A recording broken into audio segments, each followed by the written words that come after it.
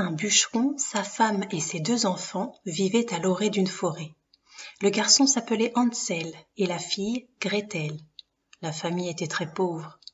Une année, la famine régna dans le pays, et le bûcheron, durant une de ces nuits sans sommeil où il ruminait des idées noires et remâchait ses soucis, dit à sa femme : « Qu'allons-nous devenir ? Comment nourrir nos pauvres enfants ? Nous n'avons plus rien à manger. » « Eh bien, dit sa femme, sais-tu ce que nous allons faire ? Dès l'aube, nous conduirons les enfants au plus profond de la forêt.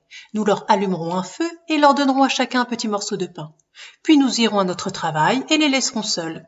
Ils ne retrouveront plus leur chemin et nous en serons débarrassés. »« Non, femme, dit le bûcheron, je ne ferai pas cela. Comment pourrais-je me résoudre à laisser nos enfants tout seuls dans la forêt ? Les bêtes sauvages ne tarderaient pas à les dévorer. » « Oh, fou, rétorqua-t-elle, tu préfères donc que nous mourions de faim tous les 4 ? » Elle n'eut de cesse qu'il accepta ce qu'elle proposait. Les 2 petits, n'ayant pas pu s'endormir à cause de la faim qui les tenaillait, entendirent les paroles de leur mère. Gretel pleura beaucoup et dit à son frère : « C'en est fait de nous. »« Ne t'en fais pas, dit Hansel, je trouverai un moyen de nous en tirer. » Quand les parents furent endormis, il se leva, enfila ses habits et sortit de la maison. Hansel ramassa autant de cailloux qu'il put et les mit dans ses poches. Quand vint le jour, la femme réveilla les 2 enfants. « Debout, paresseux, nous allons dans la forêt pour y chercher du bois. » Elle leur donna un morceau de pain à chacun et dit : « Voici pour le repas de ce midi. Ne mangez pas tout avant, car vous n'aurez rien d'autre. » Comme les poches de Hansel étaient pleines de cailloux, Gretel mit le pain dans son tablier. Puis ils se mirent tous en route pour la forêt. Tout le long du chemin, Hansel, qui fermait la marche, jetait des cailloux blancs sur le chemin.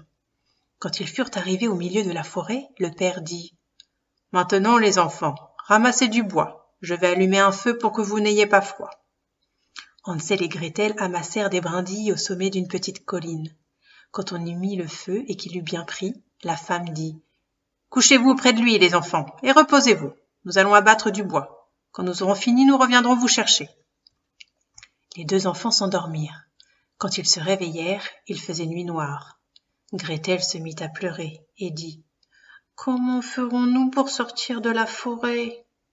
Hansel la consola. « Attends encore un peu, dit-il, jusqu'à ce que la lune soit levée. Alors nous retrouverons notre chemin. » Quand la lune brilla dans le ciel, il prit sa sœur par la main et suivit les petits cailloux blancs. Alors que le jour se levait, ils atteignirent la maison. Ils frappèrent à la porte. La femme ouvrit et les vit. Elle dit : « Méchants enfants, pourquoi avez-vous dormi si longtemps dans la forêt ? Nous pensions que vous ne reviendriez jamais. » Leur père, lui, se réjouit, car il avait le cœur lourd de les avoir laissés seuls dans les bois. Peu de temps après, la misère régna de plus belle, et une fois de plus, pendant la nuit, les enfants entendirent ce que la mère disait. « Il ne nous reste plus rien à manger, une demi-miche seulement.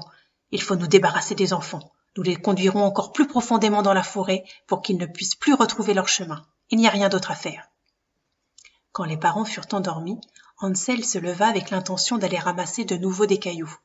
Mais la femme avait verrouillé la porte et le garçon ne put sortir. Il consola cependant sa petite sœur. « Ne pleure pas, Gretel, dors tranquille, le bon Dieu nous aidera. » Tout le matin, la mère fit lever les enfants. Elle leur donna un morceau de pain, plus petit encore que l'autre fois. Parvenus dans la forêt, les enfants laissèrent les enfants pour aller couper du bois. Le soir, Hansel et Gretel firent du feu, puis ils dormirent, et la soirée passa sans que personne ne revint auprès d'eux. Ils s'éveillèrent au milieu de la nuit, et Hansel consola sa petite sœur, disant : « Attends que la lune se lève, Gretel, nous retrouverons le chemin de la maison. » Quand la lune se leva, ils se mirent en route. Mais les enfants marchèrent toute la nuit et le jour suivant, sans trouver à sortir de la forêt. Ils mouraient de faim, n'ayant à se mettre sous la dent que quelques baies. Ils étaient si fatigués que leurs jambes ne voulaient plus les porter. Ils se couchèrent au pied d'un arbre et s'endormirent. Ils reprirent leur marche, s'enfonçant toujours plus avant dans la forêt. À midi, ils virent un joli oiseau sur une branche, blanc comme neige. Il chantait si bien que les enfants s'arrêtèrent pour l'écouter. Quand il eut fini, il déploya ses ailes et vola devant eux. Ils le suivirent jusqu'à une petite maison sur le toit de laquelle le bel oiseau blanc se percha. Quand ils s'approchèrent, ils virent qu'elle était faite de pain et recouverte de gâteaux. Les fenêtres étaient en sucre. Nous allons nous régaler, dit Hansel, et faire un repas béni de Dieu. Je vais manger un morceau du toit. Il a l'air d'être bon. Hansel grimpa sur le toit et en arracha une petite portion pour goûter. Gretel se mit à lécher les carreaux. Tout à coup, la porte s'ouvrit et une femme vieille comme les pierres, s'appuyant sur une canne, sortit de la maison. Hansel et Gretel eurent si peur qu'ils laissèrent tomber tout ce qu'ils tenaient dans leurs mains. La vieille secoua la tête et dit « Eh, chers enfants, qui vous a conduit ici ? Entrez, venez chez moi, il ne vous sera fait aucun mal. » Elle les prit tous deux par la main et les fit entrer dans la maisonnette. Elle leur servit un bon repas, du lait et des beignets avec du sucre, des pommes et des noix. Elle prépara ensuite 2 petits lits. Hansel et Gretel s'y couchèrent et ils se croyaient au paradis. Mais la gentillesse de la vieille dame n'était qu'apparente. En réalité, c'était une méchante sorcière qui n'avait construit la maison de pain que pour attirer les enfants. Quand elle en prenait un, elle le tuait, le faisait cuire et le mangeait. Pour elle, c'était alors jour de fête. À l'aube, avant que les enfants ne fussent éveillés, elle se leva. Elle attrapa Hansel, le conduisit dans une petite étable et l'y enferma. Il eut beau crier, cela ne lui servit à rien. La sorcière s'approcha ensuite de Gretel, la secoua pour la réveiller et lui dit « Debout, paresseuse, va chercher de l'eau et prépare quelque chose de bon à manger pour ton frère. Il est enfermé à l'étable et il faut qu'il engraisse. Quand il sera à point, je le mangerai. » Gretel se mit à pleurer, mais cela ne lui servit à rien. Elle fut obligée de faire ce que lui demandait la sorcière. Tous les matins, la vieille se glissait jusqu'à l'étable et disait « Hansel, tends tes doigts que je vois si tu es déjà assez gras. » Mais Hansel tendait un petit os, et la sorcière, qui avait de mauvais yeux, ne s'en rendait pas compte. Elle croyait que c'était vraiment le doigt de Hansel, et s'étonnait qu'il n'engraissât point. Quand 4 semaines furent passées, et que l'enfant était toujours aussi maigre, elle perdit patience et décida de ne pas attendre plus longtemps. « Holà, Gretel !» cria-t-elle, « dépêche-toi d'apporter de l'eau. Que Hansel soit gras ou maigre, c'est demain que je le tuerai et le mangerai. » De bon matin, Gretel fut chargée de remplir la grande marmite d'eau et d'allumer le feu.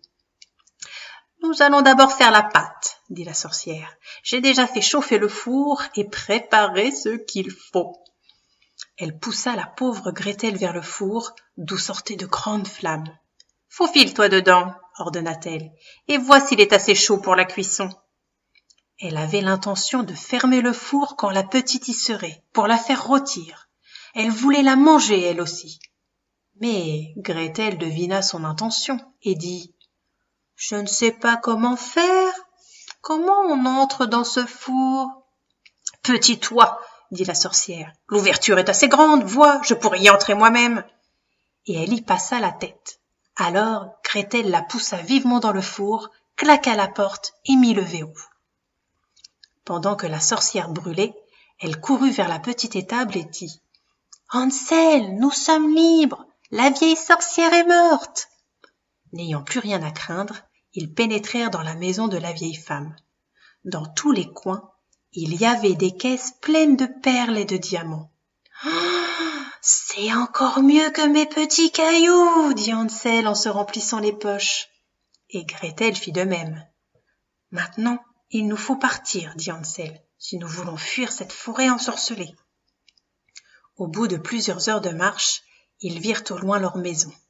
Ils se mirent à courir, se ruèrent dans la chambre de leurs parents et sautèrent au cou de leur père. Sa femme était morte entre-temps. Gretel secoua son tablier, et les perles et les diamants roulèrent à travers la chambre.